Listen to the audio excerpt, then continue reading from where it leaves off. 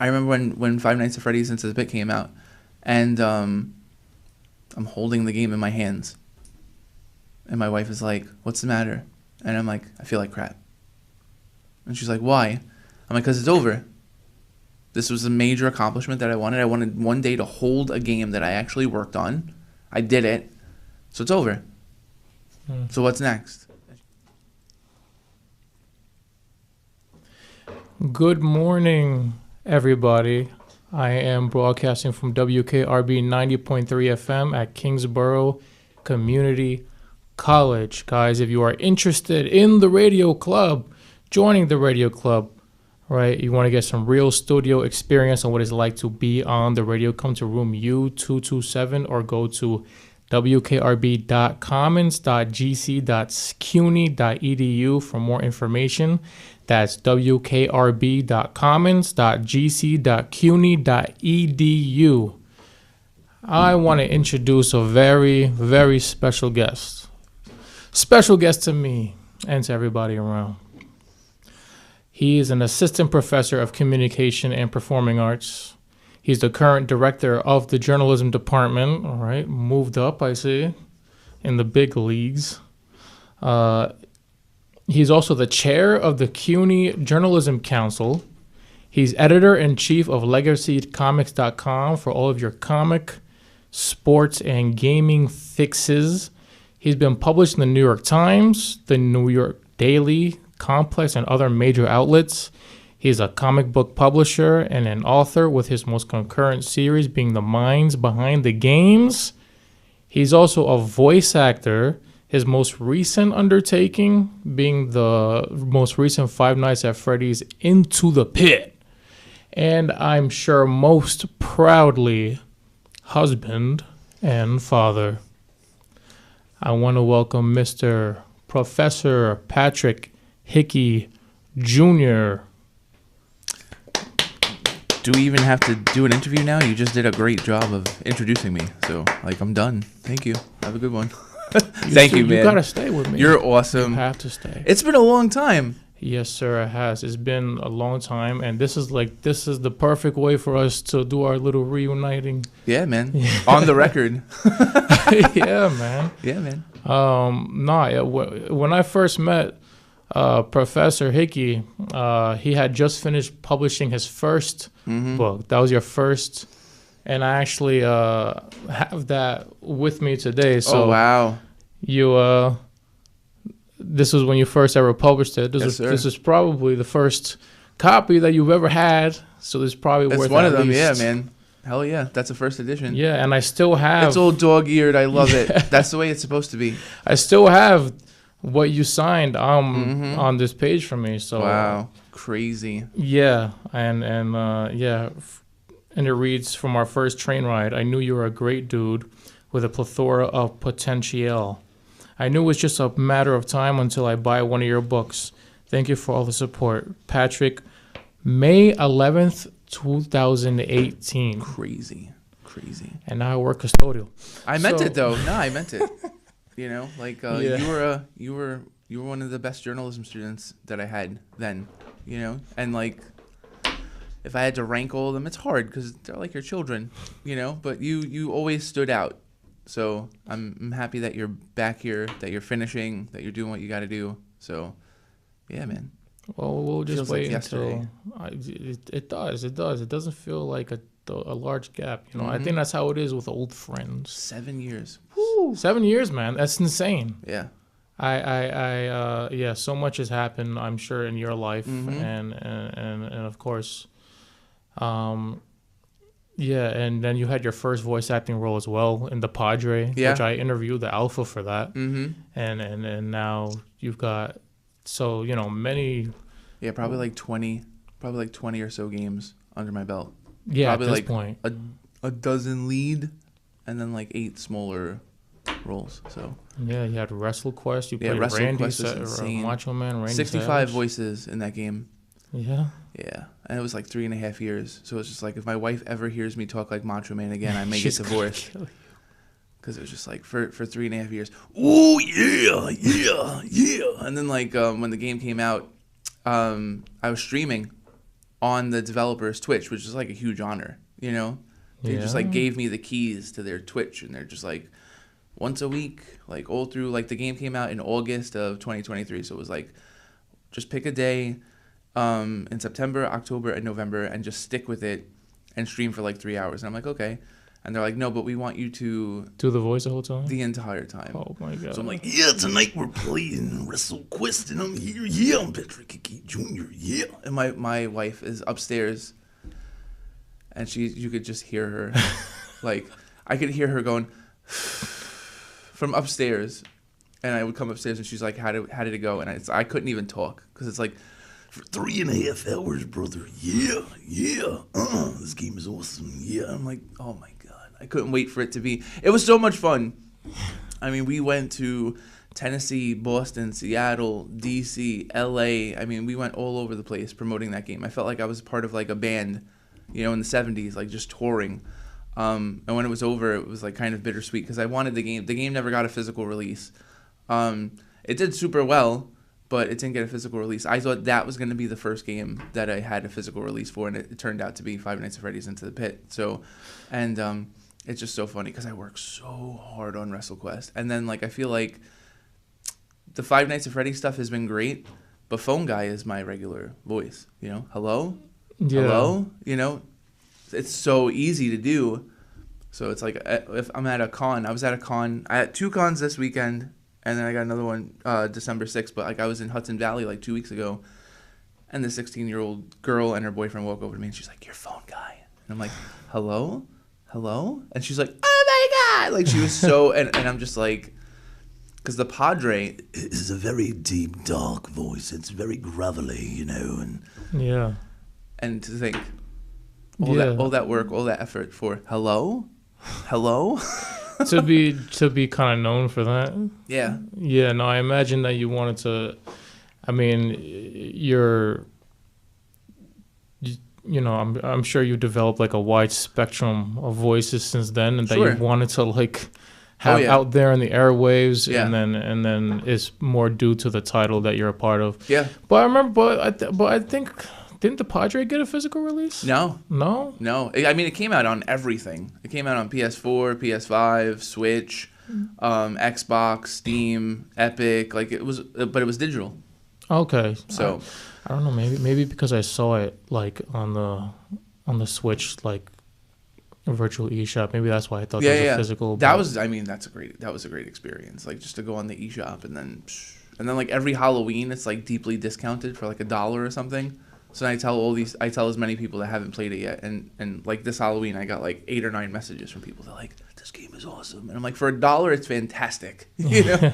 And they're like, I can't believe that's your voice, and I'm like, it's old news at this point, but it's still fun because that's the first game, you know, that I did voiceover on. But they made a sequel for that too. Yes, I mean, they obviously it did well enough, and then they really expanded the whole like voxel. Like, yeah, they tried to make it more human and everything like that. It was. Yeah, and then you were part of that one too. Right? Yeah, and that was a mess. That'll be in a memoir one day. I'll tell the whole story of what a hot mess that was. But that was cool though, because like the second one had better production value, and the trailers were better, and the writing was much better, and you know, so that was cool to be part of a sequel. I almost wasn't, but that would have been interesting because I mean, most of the people that played the game loved the voice, so it would have just been wacky to have a different Padre in the second one. But it almost happened. So yeah, and I knowing you, and I know you're a big wrestling fan too, so that's part of why you wanted WrestleQuest to really like take off. Absolutely. Like I'm sure it did take off. I'm sure you wanted it to have that, you know, to be able to go into a game store, pick it off the shelf and be like, I'm the guy. Yeah. I'm the guy in this thing that I grew up with. I go in GameStop maybe like once a week. Just to look for it. Just to, you know, because, man, those Five Nights at Freddy Funko, that's a nice side income, you know, like signing Funko, I never would have thought, you know. Wow. So it's like whenever I see, you know, Funko that I haven't signed or something cool, I'll pick it up and I'll post it on my Facebook or whatever and say it's available. And, but I always go and see if Into the Pit is there, and there's always kids in there and stuff, and there's always like one Five Nights at Freddy kid. Of course. And I'll go, you like Five Nights at Freddy? And they'll immediately be like, this big hulking guy is like, is he like a creeper? Like, what's going on here? It is kind of odd. Hey kid, you like Five Nights? You like Fortnite? It's so funny. And then I'm like, I'm the voice of phone guy, and it's the pit. And they're like, no, you're not. And I'm just like, yes, I am. Listen again. Yeah. I'm like, hello. Sometimes the animatronics like to move around at night, and they're like, oh my god, it's you. I'm like, yes. So that's pretty funny. That must have been that must be like, yeah, just to be able to have that experience too. Are you surprised at how much extra that goes into your part of these things? Are you surprised at how much extra involvement, whether it comes to touring or press or just overall involvement, not just with the production of the game, but also everything around? Are you surprised at how much involvement that you had at that? No. So the thing is, it's like whenever I get hired for a project, whether it be writing, voiceover, editing, and stuff, one of the things that I bring to the table is that I have an incredibly big mouth and that I promote like crazy. So it's like when they hire me, they're like, okay, Pat's got a really good following on social, and he's going to push the living hell out of it. So it's like a bonus. So whenever they're like, oh, do you want to come to Boston with us? I'll go to my wife and be like, can I go to Boston? Please. And she'll go. As long as I don't have to hear that Randy Savage voice, yes. And go, get out. Yes. So, yeah, and that's the thing. It's like I try and explain to people, it's like none of this stuff is fun after it comes out. So it's just like doing the actual voice acting is so much fun. Writing comics, so much fun. Writing video game books, writing a pro hockey book, super fun. All that stuff is fun. Then when it comes out and you have to actually promote it so people can see it, that's not fun. But the thing is, if you do that, then you get opportunities to I have two signings this week, and these people pay for me to come out, and and it's a great experience and stuff like that. But it's just like, if you don't work the room, and people don't know what you're doing, it's incredibly hard to get noticed. And so many creatives don't have that foresight. They're like, oh, well, I wrote the book and no one's reading it. And it's like, that's your fault. It's your publisher's fault and it's your fault. So it's just like, yeah, I'm never surprised of like how much extra you have to do to get your stuff seen by people. So yeah, I mean, you've always pushed that though. You've always even back then you pushed that. I remember one time you were telling me about a conversation you had with another professor. I remember who it was. Who they were saying that they were saying something like you do too much promotion, and then you were like, you can't do enough. Yeah, it's so funny. Like, you have to do way more, and that kind of goes into one of the things I wanted to ask you. You kind of like answered it in a way.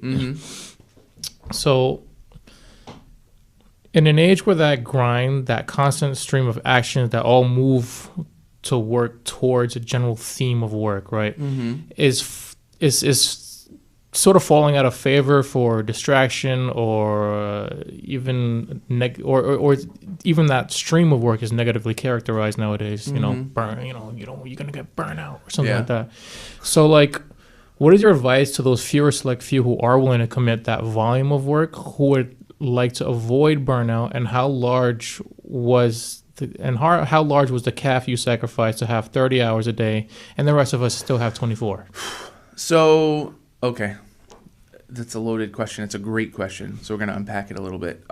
Anyone that ever says that you're promoting too much is spending too much time watching you and not enough time doing their own thing. I agree. Yeah. Anyone that, and this has happened to me countless times, anyone that says, oh, I had to unfollow you on Facebook. We're still friends, but I had to unfollow you because you were in my feed too much. That person was never going to support you.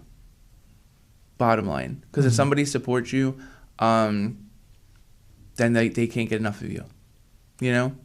I have people that have flown across the country to meet me at cons, and it like scares the living crap out of me. Wow. Yeah. That they were like, I had to meet you, blah, blah, blah. I've had video game developers come, 2-3 states away that I never met, that I interviewed for the Minds Behind the Games, that came like when I was in Chicago in July for the Video Game Summit. We're talking an associate producer for NBA Jam, for MLB Slugfest, that I interviewed, that came and was like, I had to meet you. I saw that you were here. I saw that you were promoting. I had to come and meet you. So the thing is, one of my closest friends, I call him Tommy the Greek, Greek guy that lives in Bensonhurst. He's like the mayor of the neighborhood. He always tells me, Pat, I'm so worried about you. And I'm like, what are you talking about? He's like, I'm so worried about you that one day you're going to burn out. And I'm like, I'm 42. If I was going to burn out, I would have burnt out already, you know? And the thing is, that doesn't mean that I don't get anxious, that I don't get under the weather emotionally, that I don't suffer from any of the other ailments that other people do, but I just push through, you know?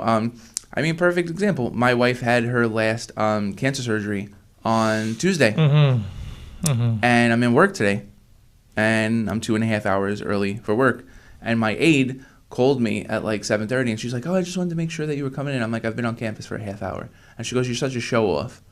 And I was like, do you understand how hard it is to show off? And she was just like, ooh, like that was good. And I'm like, it's like Michael Jordan makes things look mega easy. He's jumping through the air, his tongue is out and stuff like that. You don't see the thousands of free throws he took and the thousands of dunks that he missed and all those things. So it's just like every day I'm out there doing my thing, trying to make something happen. Every day I'm trying to have as much energy for my students and stuff. And it's just like I tell my students all the time, I'm like, we need to like bring it like every single day. So the way I find more time is that I just do stuff every day. I wake up like 2 hours earlier than most people, and I go to bed a little bit later than most people. And I just legit love the stuff that I'm doing. So I hope that answers your question. But it's just like when you love what you're doing, you find that extra energy. And like advice to people that are going to burn out, set small goals first. And then you start accomplishing those small goals, and then you start scaffolding and building a foundation and things like that. I mean, now I have a video game that's in development, so it's just like, it's awesome. Oh yeah, no, yeah, I know, and I want to touch on that a little bit later on, if that's cool. Of course. And that I really resonate with that, and that's something that I feel like people kind of have to learn. And when you said,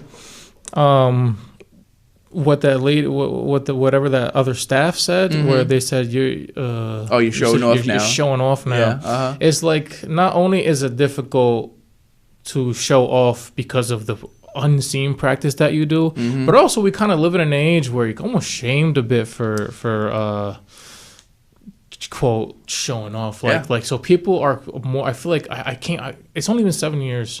And it's funny because all the kids, they look the same. Yeah. But their cadence is that very much of like, I don't want to seem like I'm condescending or anything. I'm just going to be in my humble little corner. So it's also hard in that aspect too, I feel like. Yeah, it's all balance, you know. It's like there's always moments where it's good to be quiet and to listen to other people and to kind of like take things in. But then it's just like there's other moments when you have to lead, you have to be ready to lead. Yeah. You know, when things have to get done, you have to be ready to get things done. So it's just like having that balance and kind of understanding that your roles, depending on the situation, are going to change, and just being ready to adapt at any moment.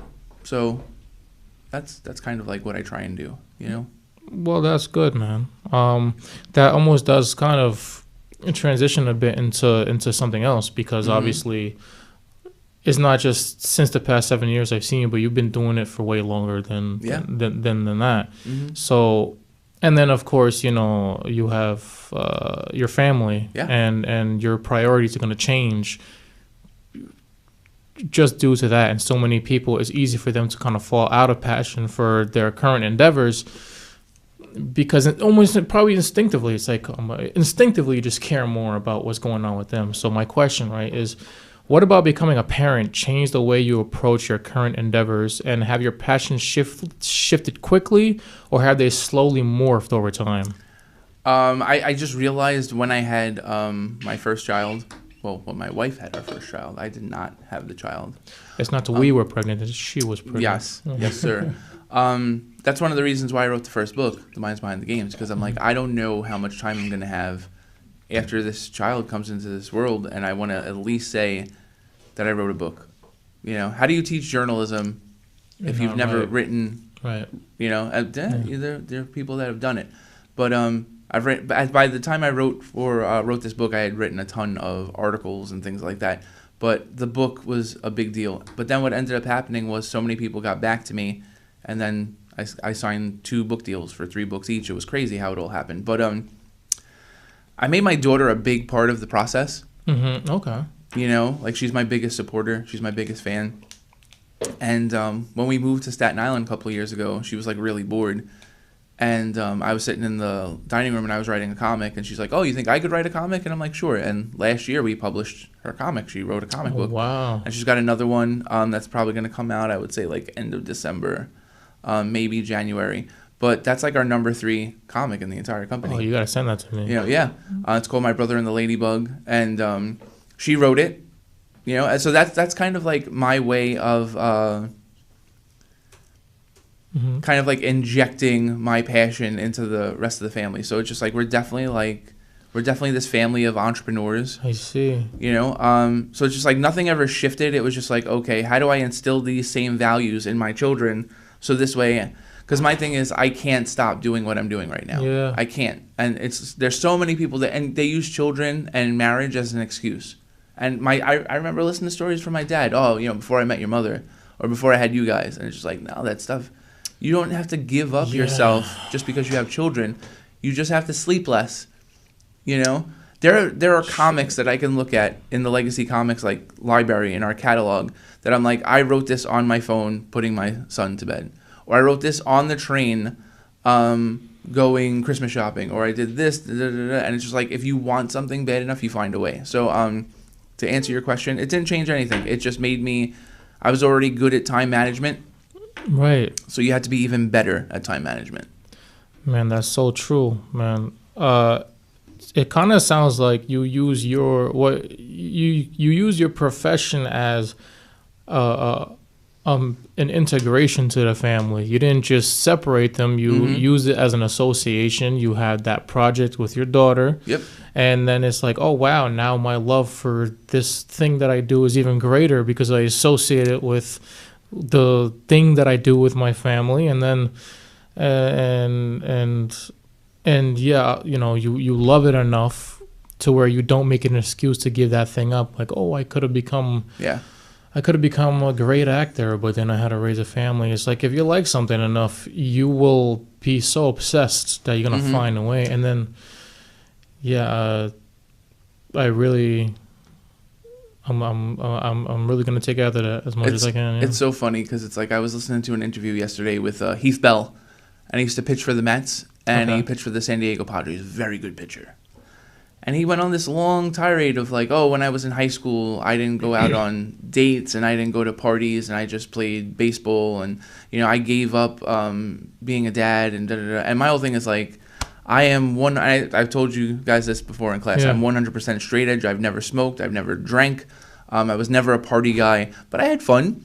I had fun in high school. I had fun in college.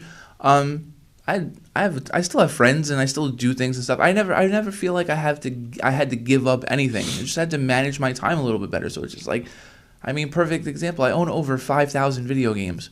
You know, I probably play video games like 20 minutes a week. You know, I don't play nearly as much. So many people like, oh, you must just sit like in my studio. You must just sit in here and play video games all day. And I'm like, no, I'm usually like podcasting or like packing for something or trying to like find like 10 minutes to just like center myself and relax and blah, blah, blah. So it's just, again, it's all time management. If you play the game right, you don't have to give up anything. You know, I am exhausted when I wake up. I'm exhausted when I go to bed. I'm exhausted when I'm eating, you know, but everything gets done, and then that you have that badge of honor at the end of the day. You're like, yep, I got everything done. And then when you have that 10-15 minutes to yourself and you can play Pokemon Red for 10 minutes and stuff like that, then it's just like, yeah. And then it's all the more sweeter for those 10 minutes too. You don't become sort of mentally oversaturated. Absolutely. Yeah. Yeah, I mean, just like that's something that even I learned in bits, you know, during my little intermission, that there's a difference between forcing a path and then having a path flow because you just have such an internal drive towards it. So,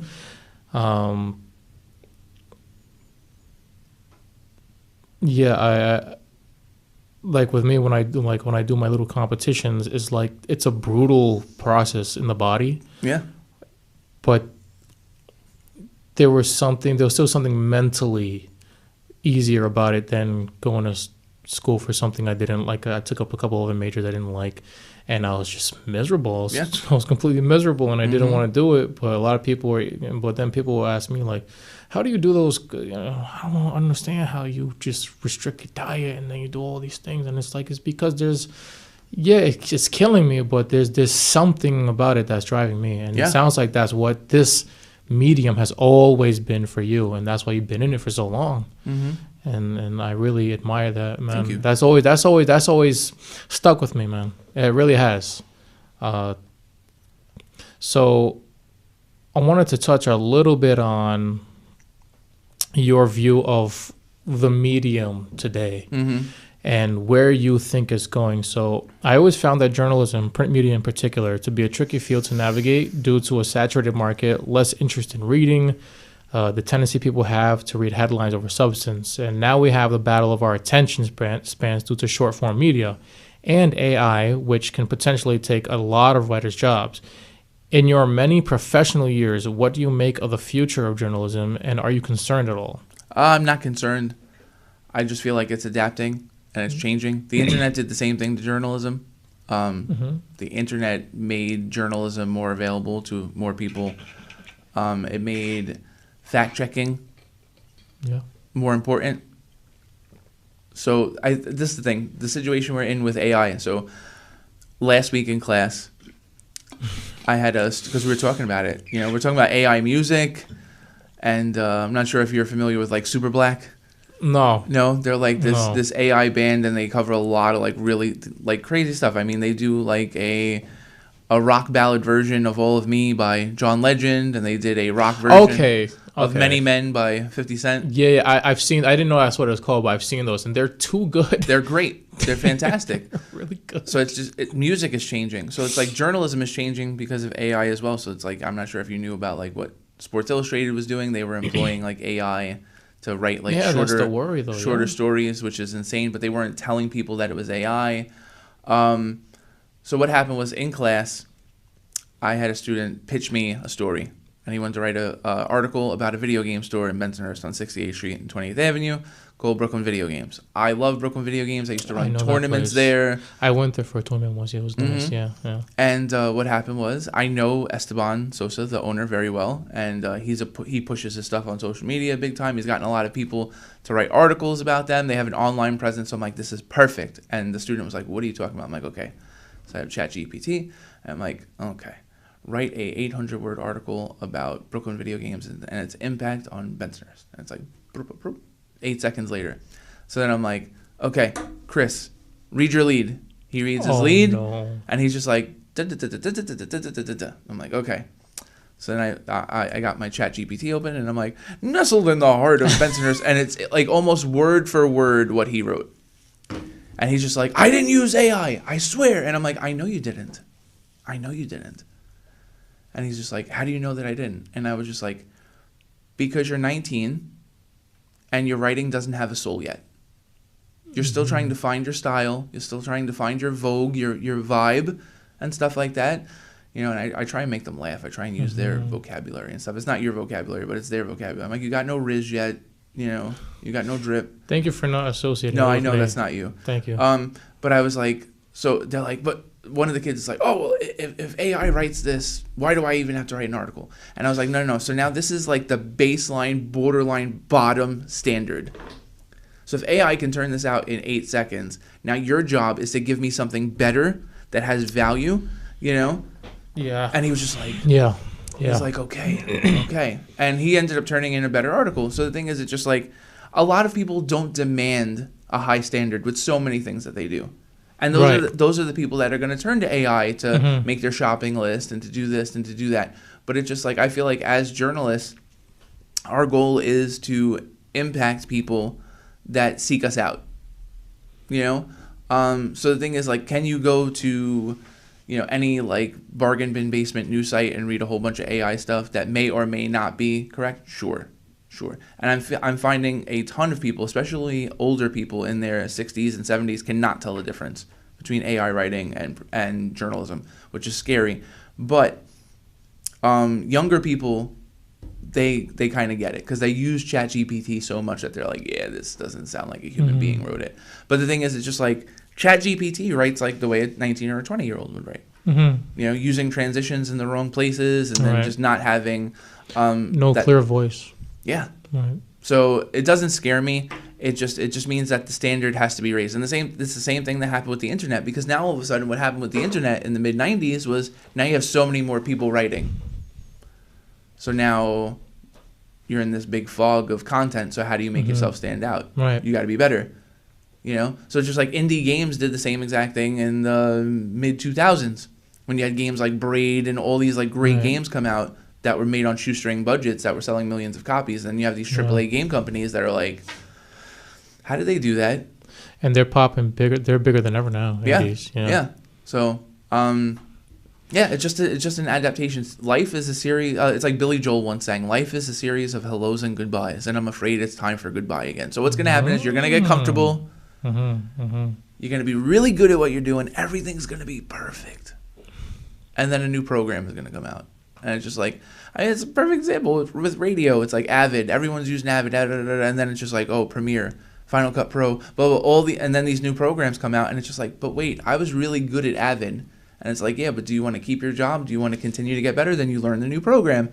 Journalism is learning a new algorithm. It's learning a new program that, like, if you want to stay, you've got to grow. If not, then go do something else. I'm so glad you said that, man. I was here Tuesday, and then somebody here was a host, and they were talking about, because a lot of people have worry, right? And they were talking. They were like, I think there's a worry that I have about AI taking artists, taking the jobs of artists and taking away, and then I more or less voiced, what you said, probably not as eloquently as you, but I said, if you're an artist with an actual vision, if you're a good artist, you're not worried. Yeah, no one's taking Taylor Swift's job. No one's taking Drake's job, Kendrick Lamar. So this is the thing too. The notion of being able to support your family as a musician is a relatively new construct. Because think about it. Up until like the creation of like the record, if you were a musician, you essentially just traveled from place to place your entire life and played music until you couldn't do it anymore. It was a very hard life, Yeah. And then records come out, and then all of a sudden the distribution models, and then record companies, and then CDs and cassettes and 8-tracks and all these other things. Music changed. So now we just talked about the adaptations that are going on in journalism. Same exact thing is going on in music. And my thing is, like, my words to like the music industry is like, why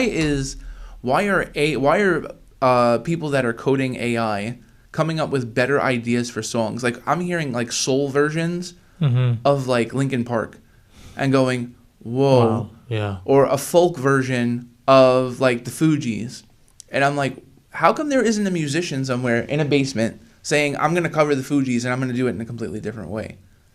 Right. So the imagination is like kind of lacking, and we need to kind of get back to, and we need to stop covering stuff. We need like we need great original content. Comic books are going through the same thing. Marvel is like just retreading a whole bunch of old stories. DC has made a killing this year retreading proven characters with new stories and stuff like that. So it's just like we're in an interesting place creatively. People want something new, but then they're scared at the same time, so they just keep jumping on the same rehash retcon. And you see it as like exposing the real quality of the stuff out there. You see it as like, look, if you're good, if you're actually good, you ain't scared. It's the people who aren't willing to put in the work and aren't willing to and don't really have a unique voice. It's that whole thing of like, well, getting famous is all luck. And it's like, there's some luck to it. Yeah. But if you are actually good, you'll get noticed. Absolutely. It's just, listen, next year will be 20 years that I'm teaching. Dang. And it'll be 22 years since my first, I think my first big article where I was just like, yeah, I'm not a kid anymore. I'm not doing this. I'm not doing this for brownies and cookies and stuff like that. And I'm still not where I need to be. I'm still not where I want to be. But the good thing is I feel like I'm 42. I'm not even in my prime yet.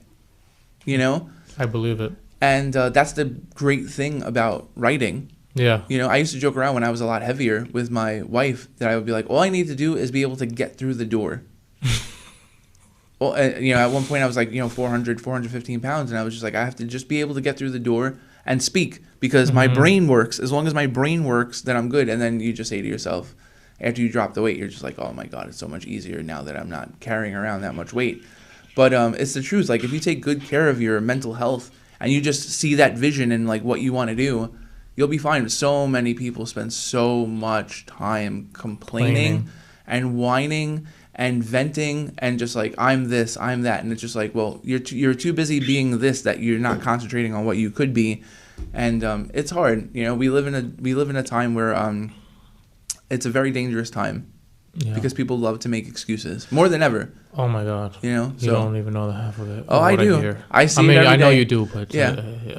Look, it's hard to find a circle, a social circle where it's not just that. Yeah. Especially in my generation, it's hard, man. Yep. I'm glad that you are echoing what is true, and the thing too is like even if some of that stuff is true, even if it is like harder, it's like what better is it doing for you to think that way? Like if you think the system is against you, maybe it is to some extent, but how does it help to echo that into your own head all the time, as opposed to be like, look, maybe the system is against me. I just have to put that much more into it if I really want it. Listen, real talk.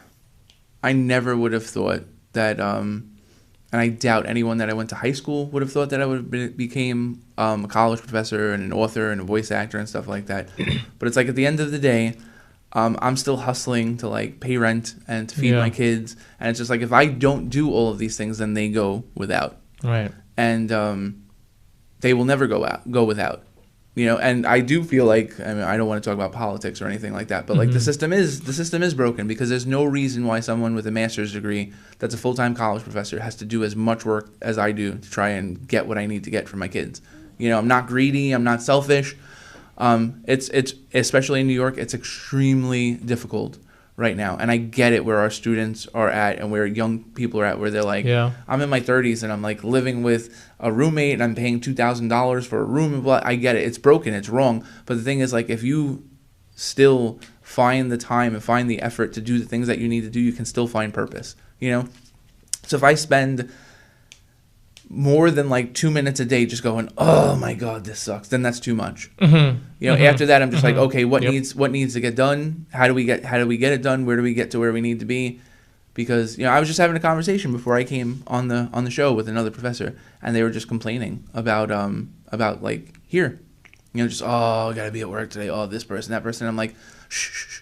Like, we don't need any of that. Like, I'm in my office, I'm surrounded by video game posters. I got a nice dartboard in my office. I'm throwing darts. All my papers are graded. I'm listening to music. And I'm just trying to get in that place where, like, I can benefit the most people with a positive mindset and with some passion, with some courage, with some audacity, with some joie de vivre, and just, like, light some candles today. That's what you're trying to do as a professor, you know, as a creator. Yes. Light some candles. Get some people going, you know. And if you're just miserable all the time, you get nothing done. That never happens. So. Good, man. Well, look, man. you said it better than me. Yeah,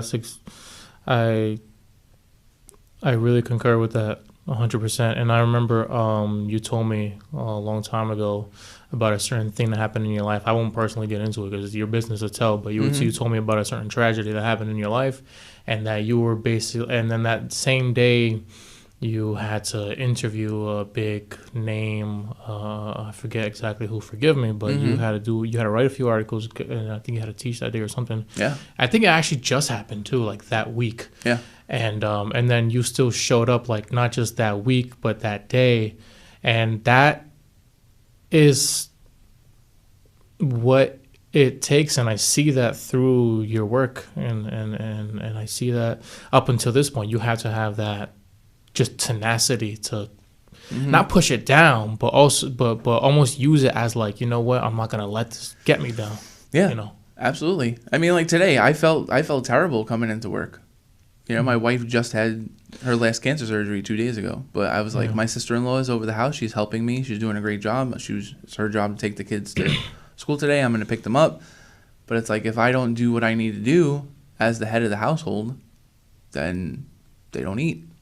Yeah. You know? Yeah. And it's just like so many people would love to just be like, oh, well, I wanted to do that, but and my whole thing is like, let's try and erase the word but from our vocabulary. You know, let's just get stuff done. And then at the end of the day, if we want to cry, if we want to lick our wounds, if we need a long shower, if we need a cookie, all that, you deserve it. You put the time in, you put in the effort, but it's just like the second do it and then get it out of the way. Yeah, and then move on to the next thing. Right. You know, it's just like I tell people all the time. Like, I remember when Five Nights at Freddy's Into the Pit came out, and I'm holding the game in my hands, and my wife is like, "What's the matter?" And I'm like, "I feel like crap." And she's like, "Why?" I'm like, "'Cause it's over. This was a major accomplishment that I wanted. I wanted one day to hold a game that I actually worked on. I did it. So it's over. So what's next?" And she's just like, "Oh my God, you can't enjoy it for like 5 more minutes?" Blah, blah, blah. I'm like, "It's over. It's done." You know? And she's like, "You're terrible." And I'm just like, I kind of am, but at the same time, I'm not. Because now it's just like, okay, what's the next thing? You know? So, I was reading something the other day, because I doom scroll all the time. I should not. Like late at night, I'm just like kind of scrolling. Oh no, not you. Yeah, I do, and I shouldn't. But I spend like way too much time on the phone and stuff. But it helps because you know your market. It helps you learn your market and stuff like that. Right, yeah. But it was just like along the lines. One of the memes was had to check your ego, and it was just like, your accomplishments do not define you. And I was like, yeah, they do. They do. The things that you've done define you as a person. Because if you haven't done anything, then what do you have to share? You know? If you've done stuff, then you can share that knowledge with other people. You shouldn't hold your accomplishments over someone's head. You know, you shouldn't say, I'm better than you because I've done this. You could say, I've done this, so let me impart something to you. You know, let me help you. Right. But it's just like, if you're not accomplishing something, like, every day, like, what are we doing? You know? It's like, especially with my students, I tell them, like, if you're not exhausted, don't go to bed. If you're going to bed, you know, and you've got all this energy, you use that for something. You know? If you're waking up and you're exhausted and you're like, I'm not going to do anything today, then you need to reset. You need to find yourself. And it's just like, yeah, it's hard. I don't want to ramble on too much, but it's just like my entire life has been defined by things happening that could have easily stopped me from being the person that I am. And then I just reset, and I'm like, I just come to the conclusion that like most people either don't understand, right, don't care, or they get it. And the people that get it, those are the people that I need to try and reach out to. So it's just like, instead of being overburdened or over encumbered by all of the stuff that's going on, it's just, you just find a way to use it as fuel, and you just power on to the next thing. Right. Your accomplishments are almost on the other side of the coin of the things, of your detriments, of the things that would have brought you down. So you use both the tragedies to make you stronger, but you also use your accomplishments to be like, look, this is what it's like. It's like they're both, you know, one feels bad, one was supposed to feel great, but you can use them both towards, like you said, curating them to people and making them learn and everything like that too. It's like something so silly, and it's really personal, but it's like my daughter's first birthday, my mother died. Okay. On her birthday. I'm sorry to hear that. That's okay. And she's 8 now, and I look at her and I see my mom all the time. Like her facial expressions and stuff like that. She looks just like me and my mother. But a great day, my daughter's birthday, and then it's just like, but then I'm reminded that my mom lost her battle with cancer. But then at the same time too, I say, my mom was awesome. She's like one of the reasons why I am the way that I am. So it's just like, you just find a way to like, and you sulk for a little while and you take it in, you get upset, and you listen to a song that reminds you of them or something like that, and then you're just like, okay, but let's not ruin this day for her. Right. You know? Every day could be like that. You know, it could be. Every day could be like, oh, 17 years ago this happened on this time. Da, da, da. Let me not do anything. Let me not be. And the thing is, so many people just need to snap themselves out of that and just try and be as good and productive and happy. Give yourself an opportunity to be happy. Give yourself an opportunity to be silly, you know, every day. And then, but also give yourself time to like buckle down and get your stuff done. Yeah. And get to work. Yeah. Mm-hmm. And also those things, they complement each other, right? Like absolutely. You know that you know, I'm sure on her birthday, it's like that contrast and tone is probably what makes like that moment just that much more special too. You know, it's like absolutely. such a big. I think that's life, Yeah, anyways. You know? absolutely. Great, man. And man, I could talk. I could sit here and talk all day. I have like a bunch of other questions, but now I feel like I have to go to because what time you got to get out of here? Like 9:40. Oh. Yeah, we got time. No, you're good. I'll just run back to my office, and then my class starts at 9:45, so we're good. So you know what? Let me go straight to. Speaking of accomplishments, past endeavors. Mm-hmm. You know, looking at that robotic bunny and then having an existential crisis. My God. Yeah. Now, and you've told me this. Spoilers. Mm-hmm. You are working on a game. Yes. Like you're not just voicing in it. You're not just in a loose collaboration. You are actively helping develop this thing. Yeah. Tell me about that, please. Yeah, sure. And it's like an exclusive. Exclusive. An exclusive. WKRB. Exclusive. 90.3 FM. 90.3 Okay, good. FM. Make sure to get that in there, Joe. Okay, thanks. So, for you guys that don't know, I own Legacy Comics, which is a Staten Island-based comic book publisher. I've written over 45 single-issue comics since 2021. One of our main series is called Condry. It's about a New York City homeless man who's trying to find out who killed his father. If you're into Wolverine, if you're into Punisher, if you're into Daredevil, Highlander, early Spawn, it's just this gritty 90s infused noir fest. Sin City, Frank Miller. So our omnibus came out last year. We started the second arc this year, and it's our number one book. And what just ended up happening was because I have all these contacts in video games, I reached out to some people and I was just like, yo, listen, this would make a really good video game. And they're like, well, what are you thinking? I'm thinking like a 90s like side scrolling beat 'em up with like a little bit of like some Castlevania like feel to it. Oh, sick. But this was like 2.5 years ago. And they were like, yeah, listen, this could be really good. This could work, blah, blah, blah, blah. And I just kept the contact open and kept talking to them. And then we just keep releasing Condry stuff. And I keep showing them, listen, this is not an IP that's going to die. It's, And the official press release hasn't been released yet for the game, but it's been actively in development for 4 months.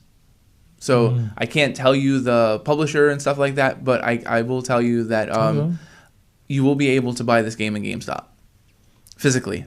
Right. Mm-hmm. So it's just been I am the lead. I wrote the entire story for the game. I wrote the entire level design for the game. I am the lead narrative director on the game. I will do all of the voice acting in the game, and on the trailers. We will include a digital comic with the game, which is really cool. So it's just a really good opportunity to build Condry and the Legacy Comics brand, and then at the same time keep doing some voiceover and things like that. So I'm super excited for it. Yeah. All that, man. Everything you're doing, and then you're making this come to life. That is awesome. But if you grew up on like Double Dragon, Streets of Rage, Battletoads, Castlevania, it's gonna be like right up your alley. It's a lot of fun. Like a nice little Castlevania already sold me. Look, man, we could be talking all day, but we got to wrap things up right now. So I want to thank you. Oh, get out of here. Wait, hold on, wait. Can we show that? No. Okay, put that down because there's cameras. That's okay. But it's cool. Yeah, it's I get to play builds as they send them. So it's just like the first build that I played, I was literally like I taped it. It's on my Facebook and I'm just like man, that's a game that it's come to life and you designed it. Yeah. Yeah. So it's pretty awesome. wild. Yeah. It's gonna be a lot of fun. That is so cool, man. I'm trying to be like you, big man. Nah, man. You're you. crushing it. You're doing great. I do what I can. Mm-hmm. I clean. We all clean. I'm a husband. I clean every day. No, yeah, I get you. Well, no, thanks again, man, for making the time. Yeah, of course. I really appreciate it. I'm really good. I really am just really glad to see you again, man. And I just want to say, like, I just want to close things up by like thanking you for kind of taking me under your wing, like those years ago. Honestly, the reason why I even came back to this school in particular, I went to City Tech last year for like a couple months. I was miserable, and then I said, I would rather spend an hour and a half getting to the school every day than going to over there, which is only 20 minutes away from me. Yeah. Because in the hope, because of the experience that you helped give me here. So I means a lot. I want you to know that like you really are making an impact on people, and I'm definitely one of those people that you've made a lasting impact on. You know, I still get those @followers notifications on my Facebook account. So I'm sorry. So, but yeah, thanks a lot for no problem. It's my job. For doing this, man. You know, thank you for being good. Thank you for absorbing, because that's the thing. It's like sometimes you're like, do they get it? Do they care? Do they want it? You know, it's like, I've had to have a bunch of talks with my basic journalism class this semester. I'm like, guys, I don't see it. And they're like, what do you mean? I'm like, I want to see it. And they're like, you want to see what? And I'm like, it. And they're like, what's it? I'm like, you'll know it when you have it. I'm like, no one has it yet. There's a couple of them that have it. They just don't know that they have it yet. But I want them to, like, just bring that, like, hot fire. You know? Like, I gotcha. Have it. Have some energy. Come into class. Like, ask questions. Challenge me. You know? And I always felt like that was one of my favorite things with you, where it's just, like, we could have a conversation about something, and we were on the same level. Like, you knew what you were talking about. And it's hard. It's hard.